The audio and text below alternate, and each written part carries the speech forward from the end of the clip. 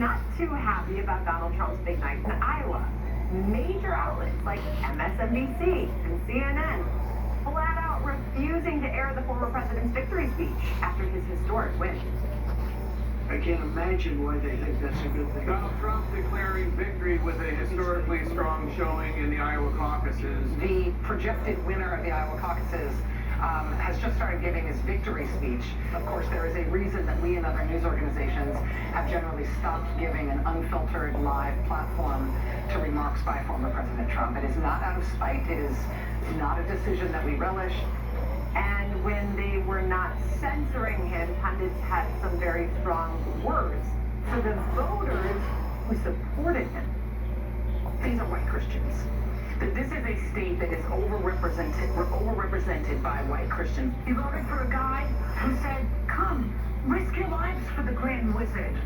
Come in the snow and the sleet, because I am more important than your life.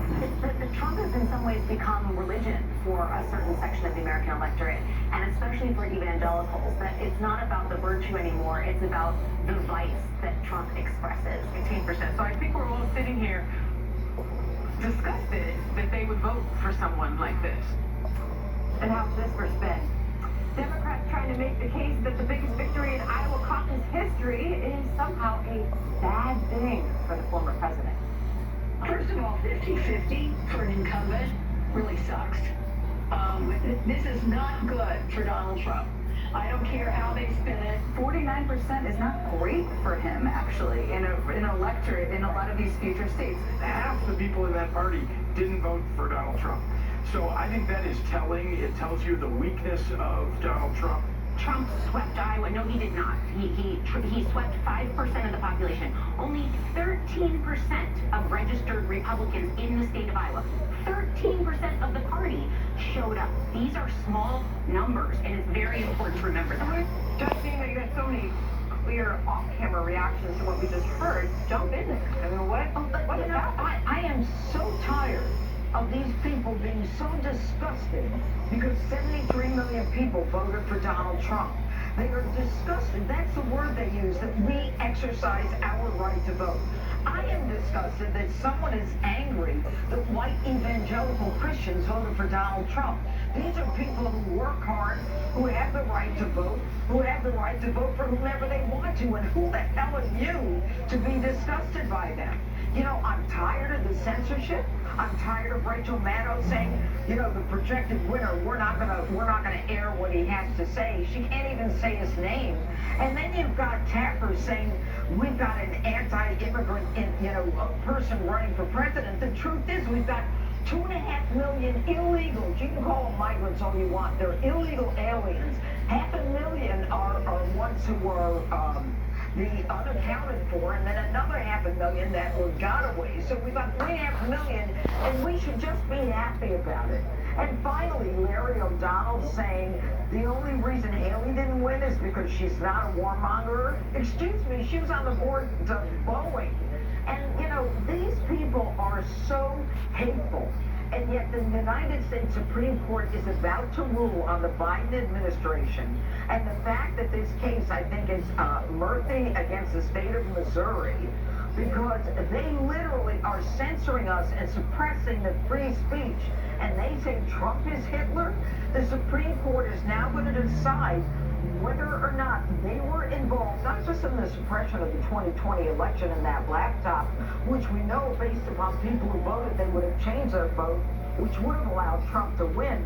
But it was a coordinated campaign by the Democrats, by the White House, by federal officials to impact social media, whether it's Facebook, YouTube, or X, to make sure that we are censored, that our private speech is censored.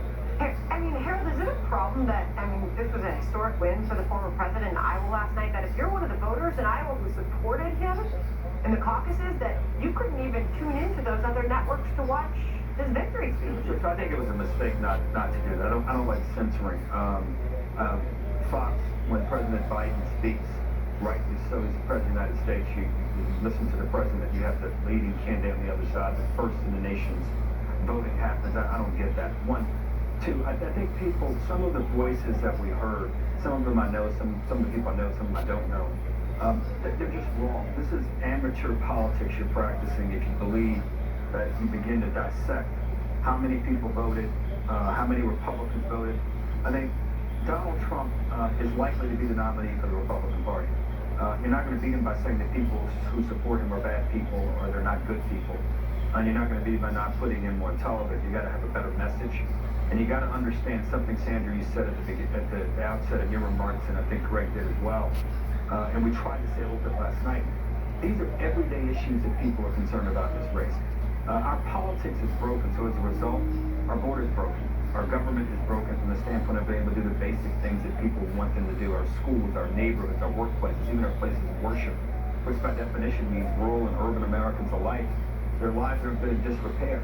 And what Donald Trump is doing, he's speaking to that. And the way you beat that is not censoring, not talking about it, not criticizing his supporters, but we need a better message. And I think we can develop one, but this is not the way to do it. That's it. Remember in the 80s when the hip-hop album came out and they put that warning, explicit material, parental advisory on it? It made me want to buy it. And that's what they're doing at CNN and MSNBC. It just makes you want to watch what you're not allowed to. We're big boys, we're big girls. We don't need parental control features on a news channel. And what kind of business model is a news channel where they don't take live news? That's not very smart. Jake Tapper cuts the guy off when he starts mentioning immigration. The number one policy issue in Iowa. When you vote for a guy and he wins and then he speaks afterwards to the voters, that's like the connective tissue in democracy. You can't save democracy by censoring democracy. And then Maddo's coming out and acting like she's trying to protect the network from lawsuits to justify the censorship because, oh, someone might say something that's not true. She's like the lead hoaxer. She did the Russia hoax, the laptop, the letter, the lab leak cover-up, all of it. And then Joy. It's overrepresented by white Christians, so what? This is a majority white country, majority Christian country, overrepresented compared to the rest of the country. Okay, well, South Carolina is overrepresented by black Christians. New York's overrepresented by atheists and Jews. California's overrepresented by Hispanics. Joy, read the history. These politicians have to go around to all of these diverse geographical areas and try to get a very broad coalition together. Demographically, religiously broad. That's how politics works. Now, the other guy, Trump had a bad night. Biden rigged his own primary. Biden kicked JFK Jr. out of the party and then canceled New Hampshire. This is a good night for Donald Trump. Can we put Joy Reid back up there? You know, I was looking at Joy Reid and I'm thinking, you know, my brother-in-law, we used to go to 49er games. He's a big 49er fan. He used to paint his face, you know, gold and silver. And you can tell that Joy Reid is totally in Trump's camp because she's wearing his hair. And I think that's a sign. She knew he was going to win. She wanted to be on the winning side. Look at that. That's Trump's hair. And Clay Travis's blazer. Yes, exactly. Look, you know, what's always interesting is how little self-examination these people do. They're like Etch-a-Sketch, right? They write all these things in their little brain and create this hysteria, predict things that will never happen. Then they shake their head and it's all gone. And then they start over again. Both sides, left and right, traffic in apocalyptic pronouncements, in some cases demonization.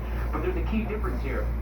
The liberal media's argument is all prediction, right? The right media is usually based on evidence, right? We have the crime wave, the border, the attack on science, targeting of parents, the military white supremacy hoax, domestic terrorism, the suppression of speech. These are things that you don't have to predict. They're right there. So the media will say, and all they can't say is, Trump will do X, Trump will do Y, but all you got to do is go like, yeah, but look at the border crisis. Look at the fact that you removed punishment from criminals. Look at how you lied about climate to push a destructive agenda. Those aren't predictions. Those are facts. Good discussion. It is. More coming up, guys. Thank you.